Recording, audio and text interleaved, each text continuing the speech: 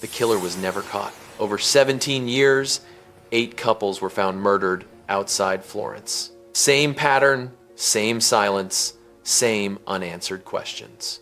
The police chased suspects, arrested men, ruined lives, argued with each other, lost evidence, and followed trails that led nowhere. Even today, no one can say with certainty who he was or if he ever stopped. But the first night is where the story really begins. The first couple died on a Thursday night in the countryside outside Florence, in a place young people often went because it felt safe. It was late spring. The air was warm, restaurant windows were open, and laughter still drifted through the narrow streets of the city. Florence looked peaceful, beautiful, untouched. Elena Rossi and Matteo Bianchi had parked just beyond the last row of houses, where the stone roads turned into dirt and tall grass. They had only been there a few minutes. Matteo leaned forward to change the radio. Elena laughed about something small, something neither of them would ever finish saying. The first gunshot went through the glass and into Matteo's head. He died instantly, his hand still resting on the radio dial. Elena didn't have time to scream. A second shot came almost immediately. Then a third. When the engine stopped ticking and the smoke drifted out into the night air, whoever pulled the trigger opened the door and stayed. What he did next was so disturbing that parts of the police report would later be sealed. When he was finished, he closed the door and disappeared into the dark. The bodies weren't found for nearly an hour. A farmer driving home noticed a car sitting too still. He pulled closer, thinking it had broken down, and shined his headlights. He saw Elena's face tilted toward the window, pale and unmoving. He called the police so badly shaken he dropped his phone twice. When officers arrived, they expected something ordinary. Drugs, a fight, a robbery, but nothing about the scene was ordinary. No wallets were taken. The car was untouched.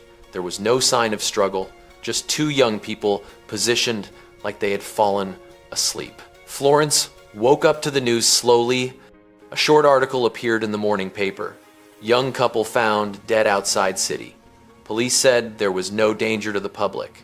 Probably personal, probably isolated. Parents were uneasy, but life went on. 9 days later, the second couple died. This time it was a Saturday night on a different dirt road, still close enough to see the city lights in the distance. Francesca and Luca had been together almost a year. Luca had told a friend he planned to propose. Francesca had told her sister she felt strangely happy that evening for no clear reason. They never made it home. A cyclist found their car just after midnight. When police arrived, they already knew. The placement, the damage, the silence. It was the same weapon, the same pattern.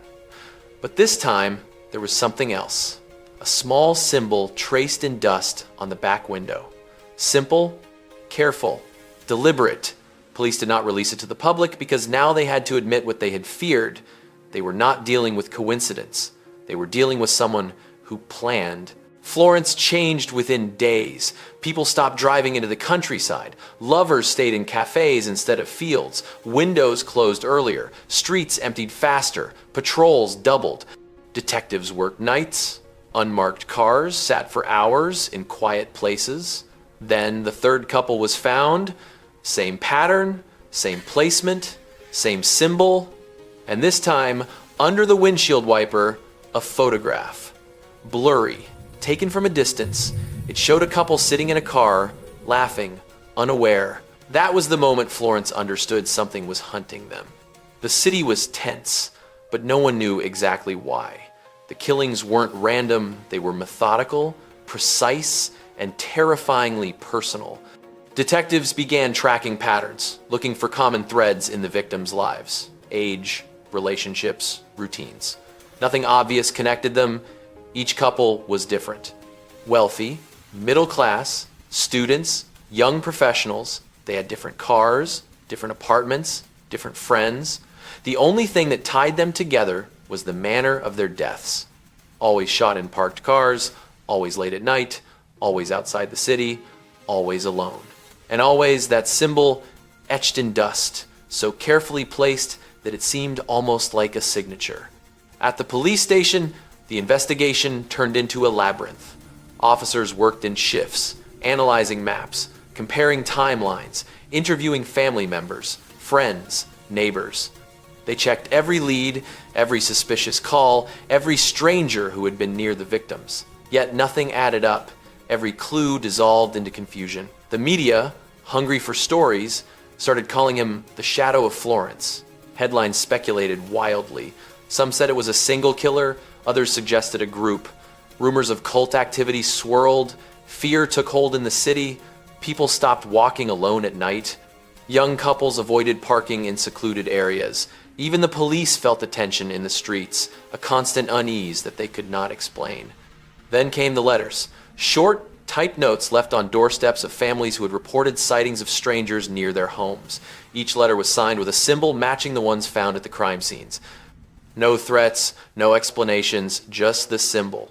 The city realized they were not only hunting couples, they were mocking Florence itself. The symbol was a challenge. Someone wanted to be noticed, to leave a mark, to prove something no one could see yet. The psychological impact was immediate.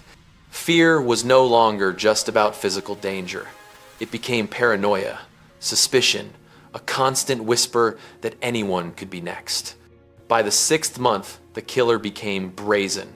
He left a note directly at a cafe near Piazza della Signoria, hand-delivered during the day. Detectives found it, but it contained only a single line typed on cheap paper. "You will not catch me." Below it, the symbol. That was the moment the case changed from a standard investigation to a manhunt with national and international attention. The world began to notice Florence. Tourists were warned. Scholars of criminal psychology began traveling to the city to study the killings. The shadow had stepped out of the darkness, but no one knew his face, or if there was even one face at all. Amid the fear, one thread emerged. A witness, a local man who claimed he had seen someone near one of the murder sites, described a figure, fleeting, half hidden behind a tree, moving silently, almost like a ghost. He said the person's eyes reflected nothing human, only intent. Investigators didn't know whether to believe him. Most wrote it off as stress or imagination. Yet for some, that single account made the case feel alive in a way that police reports could never convey. The killer wasn't just a headline. He was watching, waiting, and almost taunting the city. By now, Florence itself seemed to whisper. Streetlights flickered with suspicion, lovers held each other closer, cars slowed in anticipation, and the countryside became forbidden ground. The hunt wasn't only for clues, it was for understanding. Every detective, journalist, and ordinary citizen felt the weight of the unspoken rule. No one was safe, and no one could predict where the shadow would strike next. The city waited with bated breath, knowing that when the next couple fell, it would be worse, closer, and more personal. The first real break came not from the police, but from a journalist.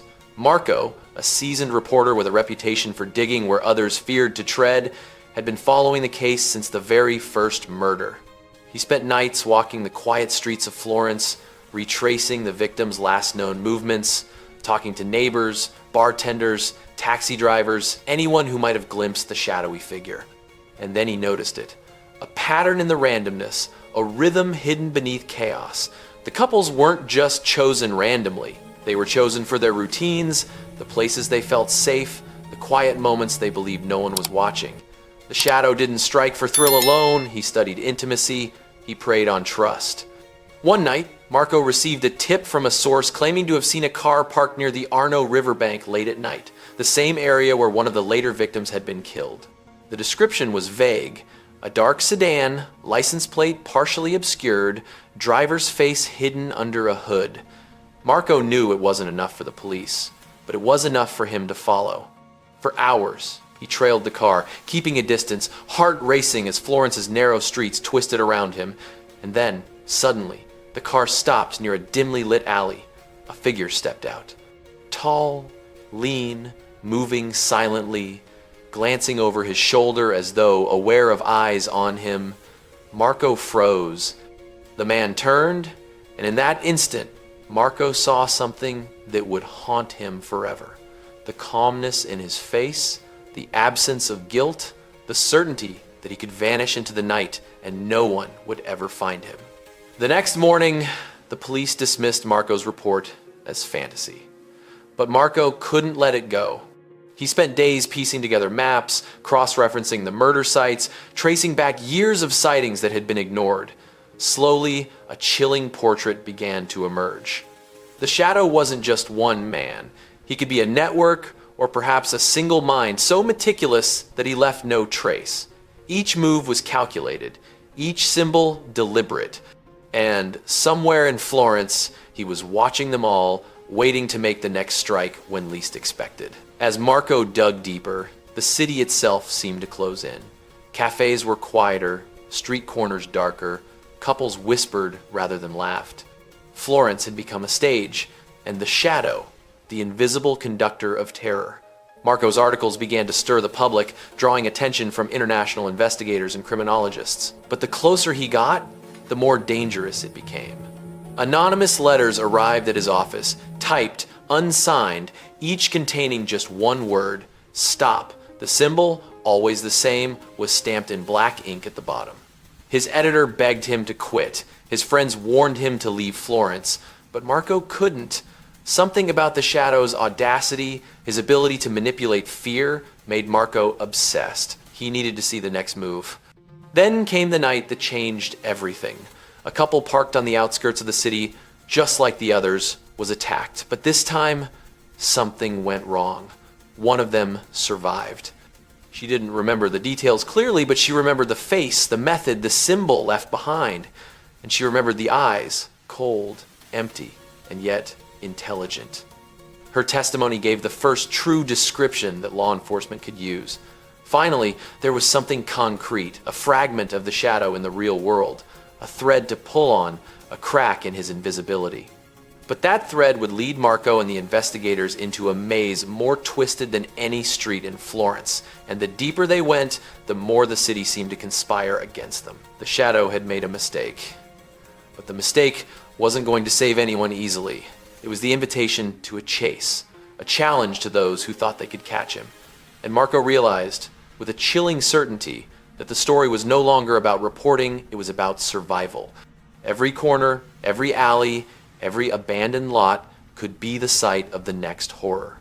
And Florence, beautiful, historic, and blind to its own danger, would never look the same again. By the time Chapter 4 begins, Florence had become a city of whispers. Marco had exhausted every lead, every alley, every tip from frightened locals, yet the shadow always seemed one step ahead. But the survivor's testimony had changed the game. Now there was a face, a method, and, most importantly, a pattern that no one could ignore.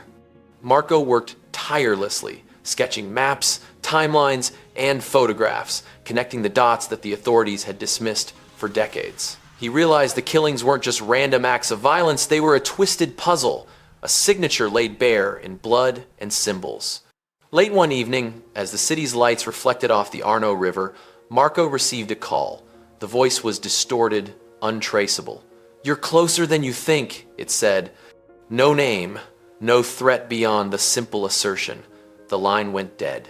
Marco's heart pounded. The shadow was aware of him now. Every step, every investigation had been noticed, and now he was being drawn into the predator's game. The following days brought unease to Florence. Couples drove more cautiously. Locals avoided certain streets after dark, and Marco felt eyes on him everywhere he went. Then came the tip that finally cracked open a lead, a storage unit on the outskirts of the city rented under a false name, connected to a chain of small businesses that all tied back to one suspect. Marco didn't go alone. He called in a trusted detective, someone who had quietly followed his research for months. Together, they entered the dimly lit storage unit. Inside were photographs, meticulous notes, maps with every victim's last location, and symbols repeated again and again. The shadow had been planning, documenting, always calculating. It was the first tangible proof that this wasn't just random madness, it was obsession.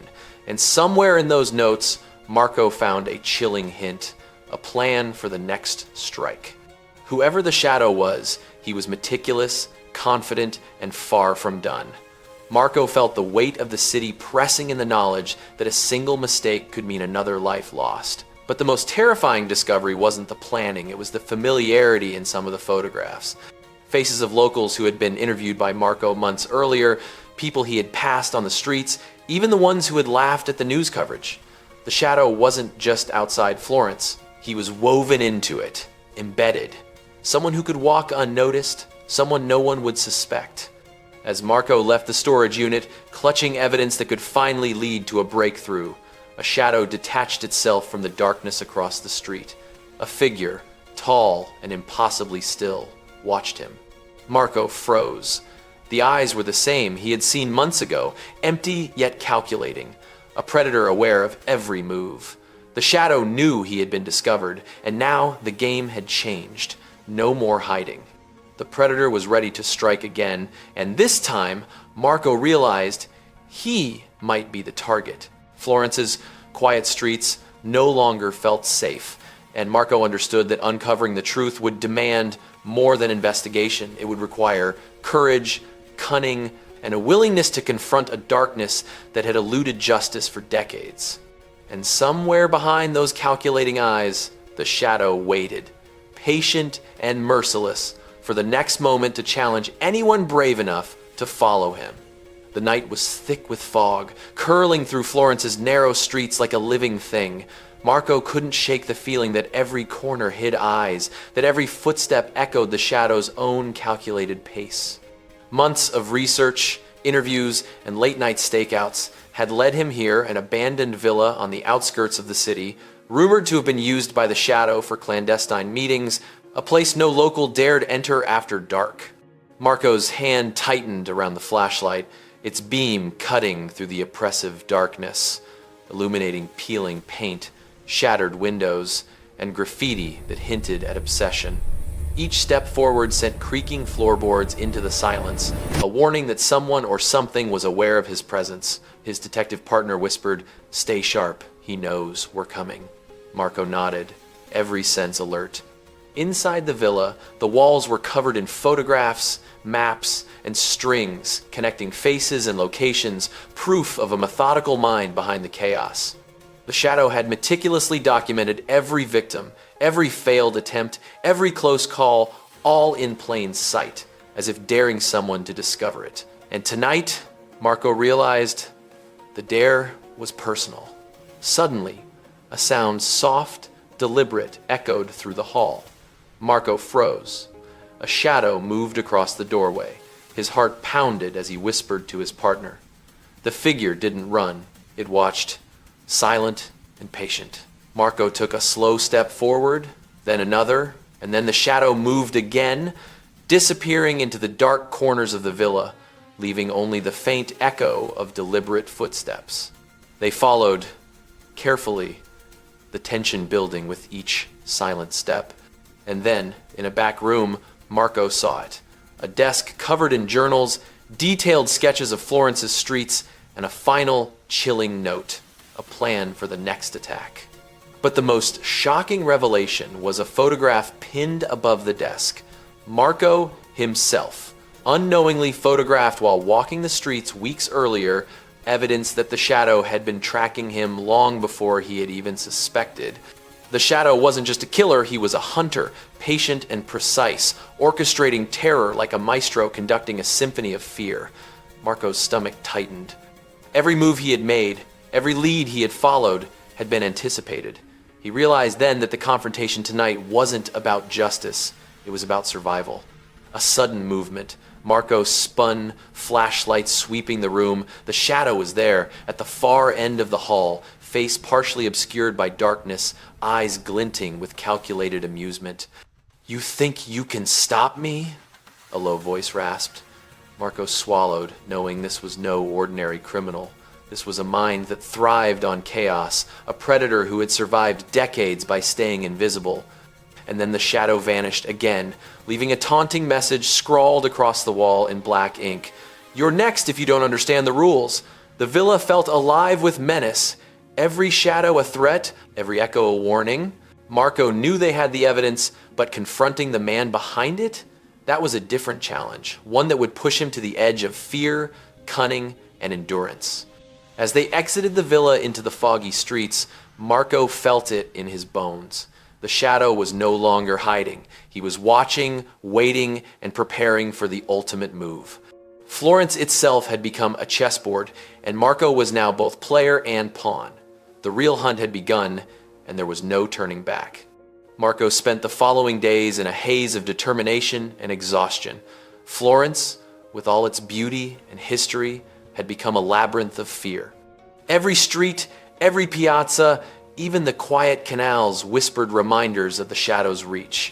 But Marco was relentless. He began piecing together the fragments from the villa, the journals, the maps, the photographs, and started to see a pattern. A schedule emerged, subtle yet deliberate. Times, places, even seasonal routines that the shadow seemed to follow like clockwork.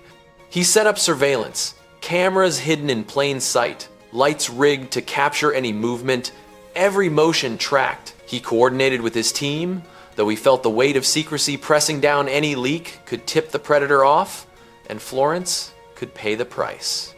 Marco's obsession with the case bordered on mania. Sleep became a luxury, meals optional, his mind consumed entirely by one thought: anticipate the shadow before he strikes again. And then the first breakthrough came. A courier was intercepted, carrying envelopes marked with coded symbols identical to those in the shadow's journals. Inside were photographs of the victims, notes about their routines, even predictions of police movements. The shadow had been planning further attacks, and Marco knew the next victim could be anyone, anywhere, at any moment. The clock was ticking, and the stakes had never been higher. But Marco also realized something terrifying. The shadow had begun playing with him.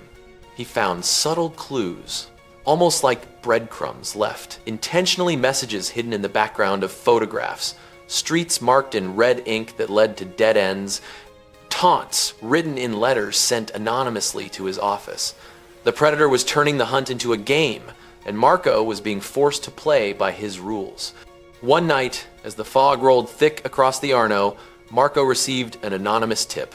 A location, a villa outside Florence, supposedly the shadow's next target. Marco's heart raced. Was it a trap or the real lead? With every nerve on edge, he and his team approached the villa silently, weapons concealed, flashlights low.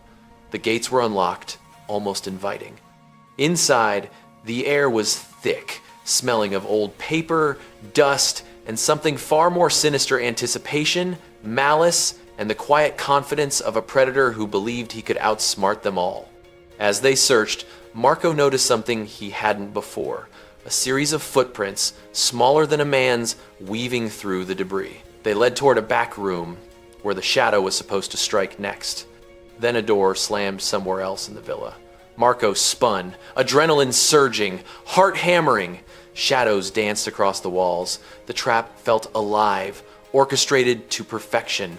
And suddenly, the shadow revealed himself not in the back room, but at the staircase, his face illuminated by the flickering light of a single lamp. "You think you're ready?" The shadow's voice echoed, calm, almost amused. "Do you know what it means to follow me?" Marco realized with a jolt. The shadow wasn't just a killer. He was someone intimately familiar with fear, with manipulation, someone who knew the city, the people, and even Marco himself better than Marco knew himself. Every step forward now felt like walking a razor's edge. Marco had the evidence, the surveillance, the leads, but the shadow had the advantage of anticipation, of unpredictability, and a mind that had thrived in the darkness for decades. This confrontation would not be simple. It would test Marco's courage, intelligence, and every skill he had honed in his career.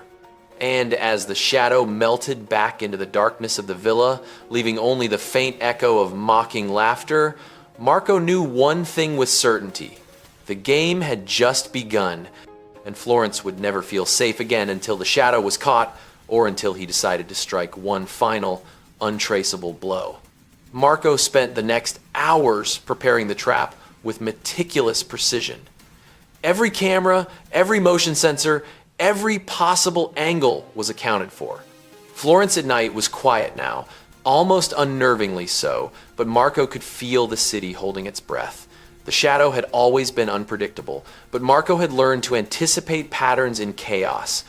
Tonight, he would test the predator and risk everything on a single chance. He chose a location the shadow could not resist, an abandoned villa on the outskirts, the perfect blend of seclusion and accessibility. Rumors whispered among locals painted it as cursed, long abandoned after a string of unsolved disappearances decades ago. Marco knew the aura would draw the shadow in.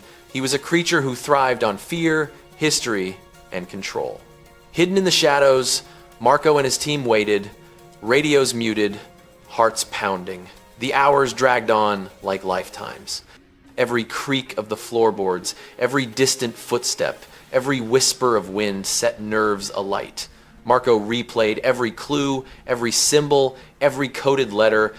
He imagined the shadow moving just beyond the tree line, already knowing, already calculating. Then, finally, movement. A figure emerged from the fog, slim, deliberate, almost ghost-like. Marco signaled silently. Cameras caught the silhouette, the posture, the precision of steps, the way the figure surveyed the surroundings. The shadow had arrived. Marco felt a chill as he observed. This was no ordinary criminal. Every motion exuded confidence, intelligence, and a terrifying calm.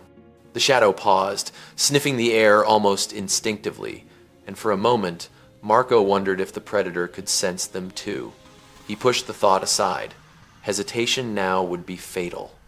As the shadow entered the main hall, Marco watched him approach the center of the room where a single object had been placed. A mannequin with a photo of the next potential victim attached. It was the bait, but the shadow treated it as if it were real, a test, a ritual, a warning. The predator circled, inspecting every detail, muttering phrases from the journals Marco had recovered, almost like a mantra, almost like he was mocking the effort. Suddenly, the shadow froze.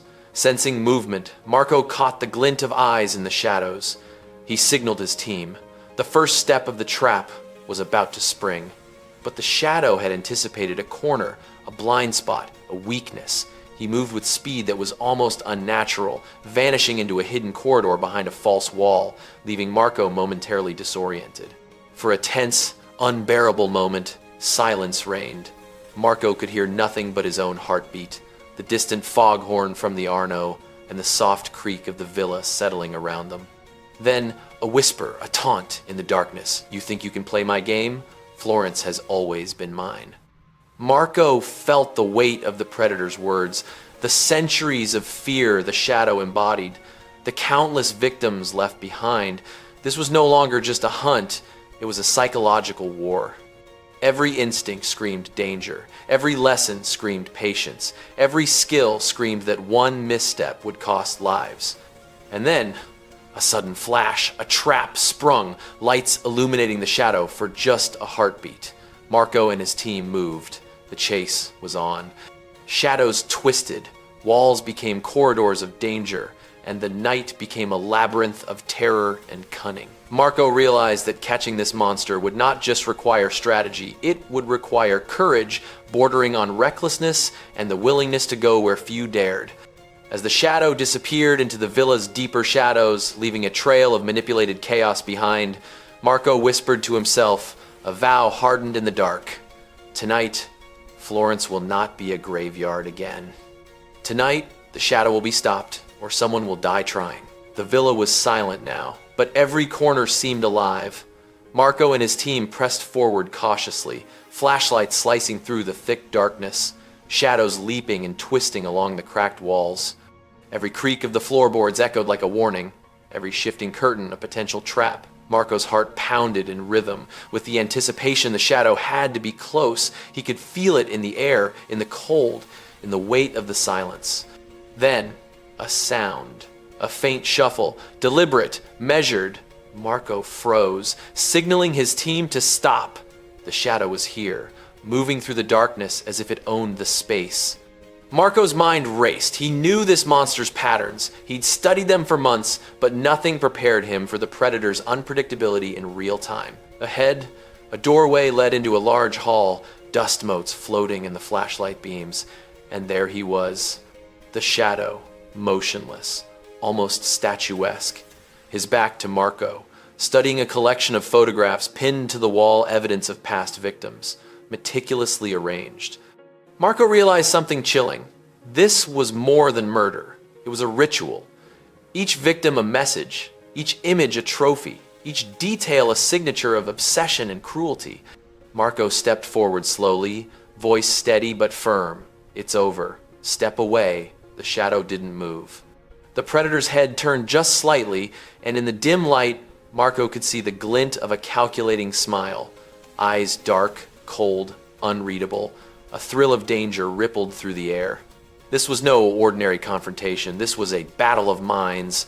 One false step, and lives would be lost. The shadow spoke, voice low, almost whispering, yet resonant enough to make the hair on Marco's neck rise. You think you understand, but Florence has taught me patience. Patience you cannot comprehend. You're a fool to think this ends tonight. A sudden movement, fast, unnatural, like liquid in motion. The shadow vanished into a hidden alcove, and before Marco could react, the first trap sprung. Metal wire shot out, narrowly missing his legs, swinging with lethal precision. His team reacted immediately, ducking and flanking, but the shadow had already melted back into darkness, a ghost among shadows. The chase was on, deeper into the villa. Rooms turned into corridors, corridors into stairwells, each step more treacherous than the last. Marco felt the predator's presence in every shadow, in every echo, as if the villa itself were alive with menace. But then an unexpected clue, a scrap of fabric, a discarded glove, a smear of blood details only the shadow would leave for himself, arrogance woven into obsession. And then Marco saw it, a photo pinned to a wall just beyond reach. A new victim, someone still alive. Panic surged through the team. Time was slipping, the shadow's pattern was precise, and the next murder could happen in minutes if they failed. Marco whispered to himself, determination igniting every nerve. I will not let this happen. Not tonight. Not ever again. The shadow's whisper came again from somewhere deeper in the villa, a taunting echo that sent shivers down every spine. The game has just begun, and you are already behind. Marco tightened his grip on his flashlight and weapon. Every nerve screamed anticipation. Every instinct told him the confrontation was near. But this was not just a physical hunt, it was a psychological war, one that would test courage, patience, and morality in ways no training could prepare him for. And in that moment, Marco understood something terrifying. The shadow was not just a killer. The shadow was a master of fear, and fear could be just as deadly as any weapon. Marco's breathing was loud in the stillness of the villa, echoing off cracked plaster and broken tiles. Every step was calculated, every movement deliberate. The shadow was close, he could feel it, sense it. The air was thick with anticipation, charged with a dangerous energy that made every hair on his body stand on end. Then, a sudden creak from the upper balcony. Marco spun, flashlight slicing through the darkness, catching a glimpse of movement. The shadow stood there, perched above like a predator, waiting for the perfect moment to strike. In that split second, Marco realized this was more than a fight. It was a test of wits, of timing, and of courage. One wrong move and it could end in death. Marco, the shadow's voice slithered down the staircase, cold and mocking. You think you can chase me? You are already inside the web. Metal chains rattled from the rafters. Marco ducked instinctively as the first trap sprang, a cascade of old iron rods swinging toward him, narrowly missing. He lunged to the side, rolling across the cracked floor, his flashlight catching the glint of the shadow's face, a mask of calculated madness. The villa became a labyrinth of tension. Rooms blurred together as Marco chased the fleeting figure, each corner revealing new horrors. Remnants of past victims, blood-stained mementos, photographs pinned like trophies. Each image a reminder that the shadow wasn't just a killer, he was an artist of terror. Marco's mind raced. He couldn't just chase, he had to anticipate. He studied the patterns, the deliberate arrogance in the traps, the placement of objects. Every detail was a clue, a signature of obsession. He whispered to himself, think like him, predict him, beat him at his own game. Then the shadow struck, not with brute force, but with manipulation. Doors slammed shut behind Marco, locks clicking into place, darkness pressed from all sides, a suffocating maze of fear. Marco's heart raced, but he forced focus, analyzing the layout, recalling every floor plan, every shadowed corner. Suddenly, a scream, a faint human scream echoing from a distant room. Marco's pulse spiked. The shadow had a new victim, and time was slipping away. He charged forward, adrenaline surging, knowing that hesitation meant someone would die. Then the first direct confrontation. The shadow appeared in a doorway, eyes gleaming with triumph. Marco raised his weapon, flashlight shaking in his grip. The two stared at each other, hunter and hunted, predator and predator, locked in a psychological standoff. Every second stretched like hours, tension so thick it felt like the walls themselves might collapse. The shadow's smirk widened.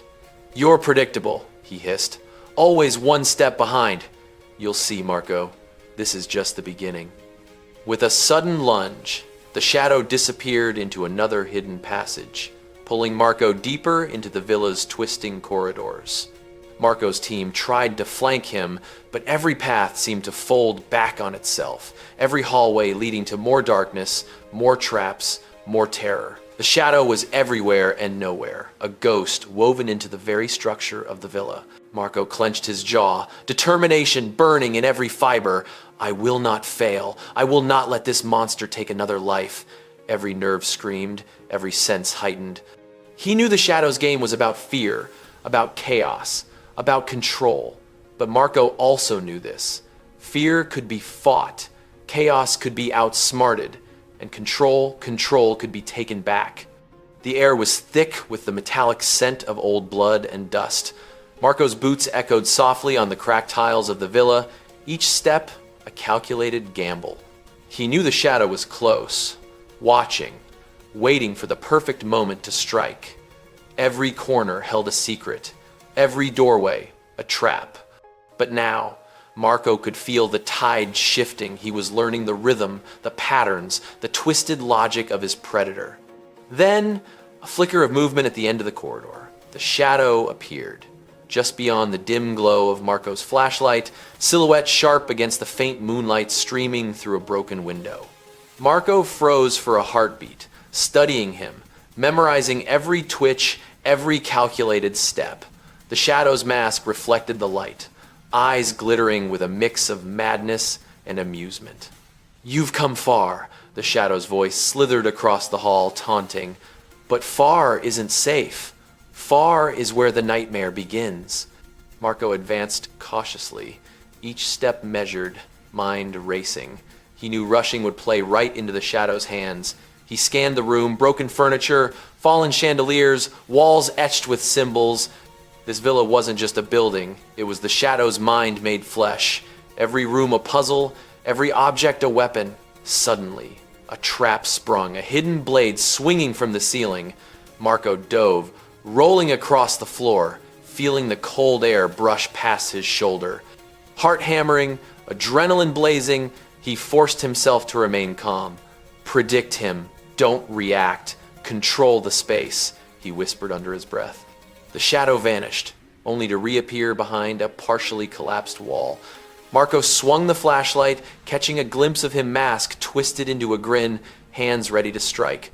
The confrontation was imminent. Every second stretched into eternity as predator and prey circled each other in the broken hallway, measuring, taunting, waiting, and then, without warning, the shadow lunged.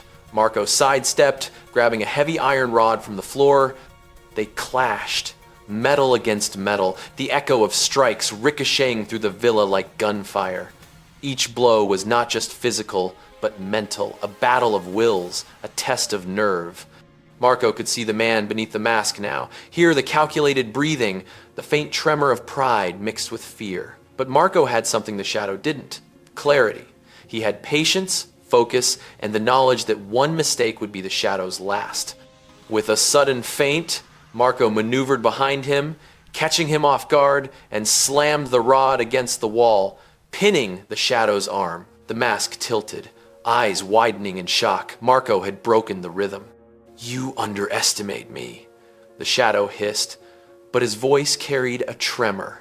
Marco could see it, the first crack in the armor, the first hint of vulnerability. Marco advanced, rod ready, controlling every inch, every movement. "This ends tonight," he said, voice steady, eyes locked on the masked figure.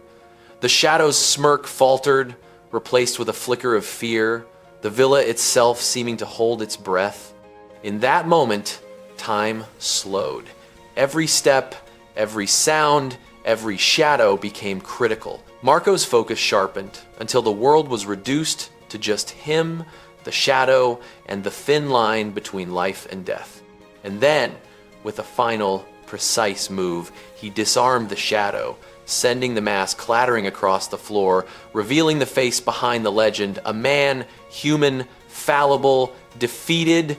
Marco stood over him, chest heaving, rod still poised, eyes burning with resolve. The shadow's reign of terror was over, his labyrinth of fear dismantled, and justice finally within reach. The villa was silent now, only the sound of heavy breathing and the distant sirens approaching, ready to take the monster away. The villa was quiet now, but the air still carried the weight of horror. Marco stepped back, letting the adrenaline drain, his muscles aching, his mind spinning from the night's confrontation. Outside, the first sirens wailed, slicing through the silence, growing louder as police cars approached. He could hear them shouting, radios crackling, their boots crunching on the gravel driveway. Justice was finally on its way. Inside, the shadow lay sprawled on the cold tile floor, mask discarded, revealing a face that was both ordinary and terrifying. Not a mythical monster, not a phantom of nightmares, but a man methodical, cold, and terrifying in his meticulous cruelty.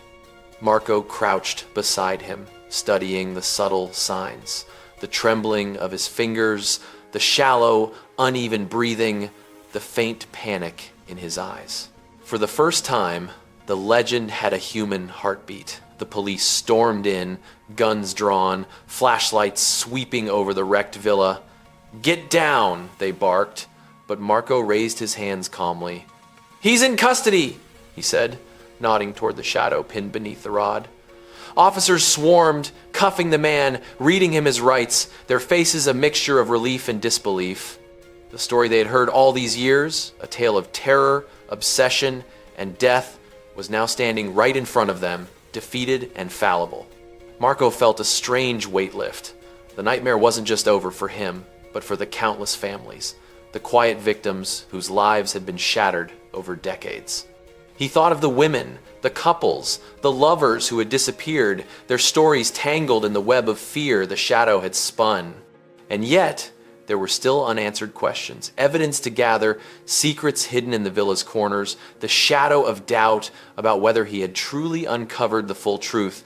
As the officers began collecting evidence, Marco moved through the villa, documenting, photographing, and piecing together the final puzzle. Every symbol etched into the walls, every personal item left behind, every subtle clue told a story of obsession and meticulous planning. The shadow hadn't just killed, he had created an elaborate theater of fear, leaving a trail for those who dared to investigate. Outside, the sun began to rise, bathing the villa in a pale golden light. The violence of the night contrasted with the gentle morning glow, an ironic reminder that evil often hides behind beauty and normalcy. Marco knew this case would captivate the world, become headlines, documentaries, debates about psychology, morality, and the darkness that could dwell in any human heart. And yet, amidst the chaos and the press awaiting outside, Marco couldn't shake a subtle unease. There were things the shadow had whispered during the fight, cryptic hints, veiled references to accomplices, or secrets yet uncovered. A trail of breadcrumbs meant to mislead, to confuse, or perhaps to continue a twisted legacy. The story was far from over. As officers led the shadow away, Marco lingered in the villa's shattered corridors, feeling the lingering pulse of the horror that had played out within these walls. The legend was no longer untouchable, but its ghost remained in every shadow, in every creak of the floorboards, in every corner where fear had once thrived. He stepped outside, squinting against the morning light, and knew one thing with certainty. The world had witnessed the end of a monster, but the story, the real story, was only beginning to unfold. And Marco would be ready for whatever darkness came next. Marco finally confronts the shadow in his villa. Police arrive as the killer is captured, revealing a human face behind decades of terror.